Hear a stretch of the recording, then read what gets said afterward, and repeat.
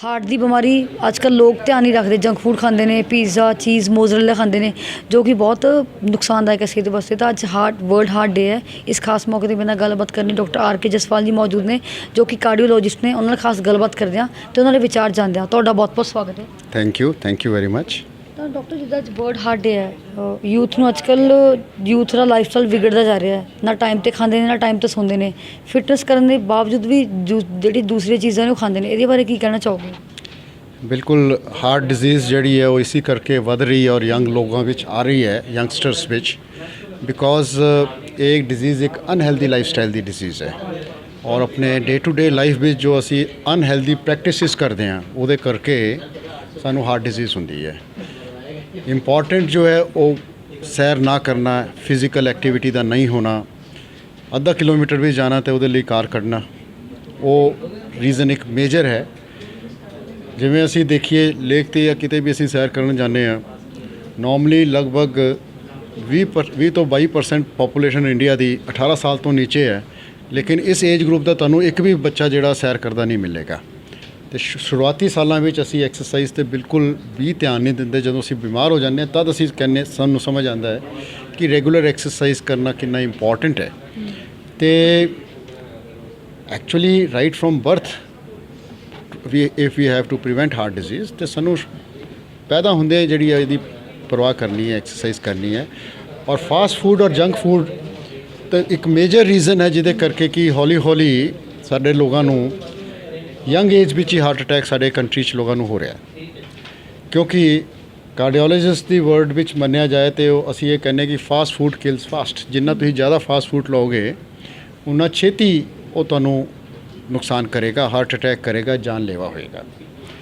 क्यों होंदा है इदां? फास्ट फूड में ट्रांस फैटी एसिड्स बहुत ज़्यादा होंगे। ट्रांस फैटी एसिड्स जिहड़ियां ये वर्स्ट किस्म दी फैट्स है और ये लगभग सैचूरेटेड फैट जिहड़े कि वर्स्ट फैट मन्ने जाते थे हार्ट नूं, उहदे नालों भी 3.5 गुना ज़्यादा डेंजरस है हार्ट नूं नुकसान करने लई।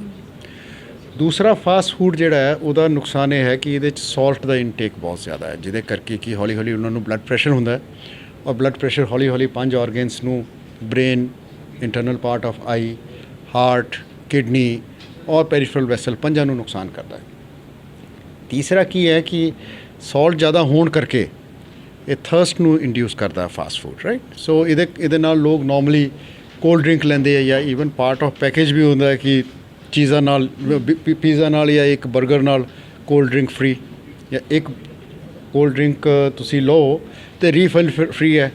फिर पंजाबी तो फ्री वाले काम नूं बहुत पसंद करते हैं तो उन्होंने एक दी जगह 2 कोल्ड ड्रिंक ले लेने विदाउट रियलाइजिंग कि हर 100 ml विच हफ्ते च 1 बार महीने च तो चलता है, बट जो लोग डेली बेसिस से खाते हैं तुम देख सकते हो मॉल्स पूरे फुल होंगे, चाहे भावें KFC है भावें मैकडी है। यस, जो रेगूलर बेसिस से असी करते हैं वो बहुत बड़ा कारण बनता है साडी जिहड़ा है बीमार होने का। दूसरा कारण की है, आजकल हस्बैंड वाइफ दोनों सर्विस करते, कॉरपोरेट जॉब्स है, प्रेशर है, वर्क प्रेशर है। सो शाम नूं वाइफ विच भी हिम्मत नहीं होंदी कि घर जाके खाना बनाए, जान लगे कुछ भी चक लिया जाके गर्म किया खा लिया। महीने 1 बार करो कोई नुकसान नहीं, but if you do it on a regular basis फिर तो डेफिनेटली वो तुहानू नुकसान करेगा। इन्ना ट्रांस फैट साडा बॉडी हैंडल नहीं कर पाएगा, नाड़ियां च जमेगा और अर्ली एज पिछों हार्ट अटैक करेगा। और तुहाडे मुताबिक डॉक्टर होर की रीजनस ने हार्ट अटैक के? जंक फूड तो है ही मेन रीजन, होर इस तो इलावा होर किहड़ियां चीज़ां ने जिहदे करके हार्ट अटैक होने के चांसेस ने? Tobacco is a major killer. Tobacco किसी भी फॉर्म च असी लईए, बीड़ी, सिगरेट, सिगार या ईवन च्यूएबल टोबैको, वो सारे जिहड़े है साडे हार्ट नूं नुकसान करते हैं। उस तो अलावा स्ट्रैस एक मेजर किलर है।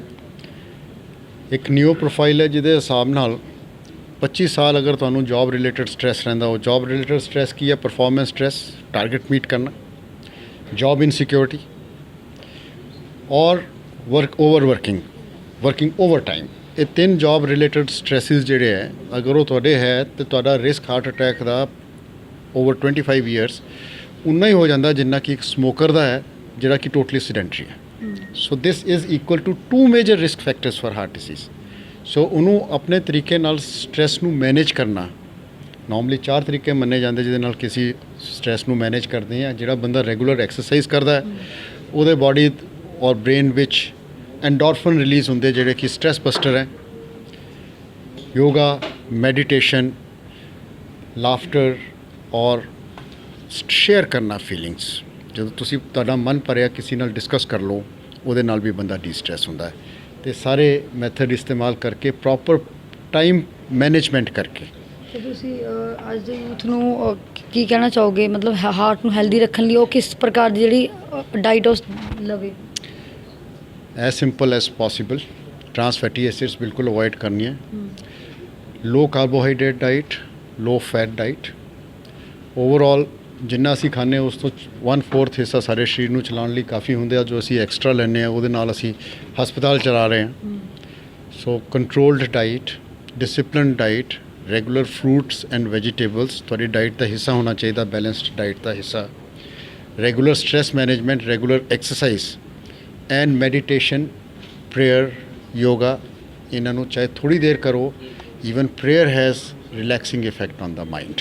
ਸੋ ਇੱਕ ਹੈਲਦੀ ਲਾਈਫ ਸਟਾਈਲ ਜਿਹੜੀ ਹੈ ਉਹੀ ਤੁਹਾਨੂੰ ਲੌਂਗ ਟਰਮ 'ਤੇ ਹੈਲਦੀ ਰੱਖ ਸਕਦੀ ਹੈ। ਤਾਂ ਤੁਸੀਂ ਦੇਖਿਆ ਸੀ ਕਿ ਮੈਂ ਡਾਕਟਰ ਆਰ ਕੇ ਜਸਵਾਲ ਜਿਨ੍ਹਾਂ ਨੇ ਵਰਲਡ ਹਾਰਟ ਡੇ 'ਤੇ ਆਪਣੇ ਵਿਚਾਰ ਸਾਂਝੇ ਕੀਤੇ ਤੇ ਕਿਹਾ ਕਿ ਹੈਲਦੀ ਡਾਈਟ ਖਾਓਗੇ ਤਾਂ ਤੁਹਾਡੇ ਲਈ ਜ਼ਿਆਦਾ ਬੈਟਰ ਹੈ, ਕਿਉਂਕਿ ਅੱਜ ਦਾ ਯੂਥ ਹੈ ਉਹਦਾ ਨਾ ਤਾਂ ਕੋਈ ਲਾਈਫ ਸਟਾਈਲ ਦਾ ਪਤਾ ਹੈ, ਨਾ ਕੋਈ ਸੌਣ ਦਾ ਟਾਈਮ ਹੈ, ਨਾ ਕੋਈ ਉੱਠਣ ਦਾ ਟਾਈਮ ਹੈ, ਨਾ ਖਾਣਾ ਖਾਣ ਦਾ ਟਾਈਮ ਹੈ। ਤੁਸੀਂ ਹੈਲਦੀ ਡਾਈਟ ਖਾਓਗੇ ਤਾਂ ਤੁਹਾਡਾ ਹਾਰਟ ਹੈਲਦੀ ਰਹੇਗਾ। ਜੇਕਰ ਤੁਸੀਂ ਜੰਕ ਫੂਡ ਖਾਓਗੇ ਤਾਂ ਤੁਹਾਨੂੰ ਹਾਰਟ ਅਟੈਕ ਦਾ ਰਿਸਕ ਜ਼ਿਆਦਾ ਰਹੇਗਾ।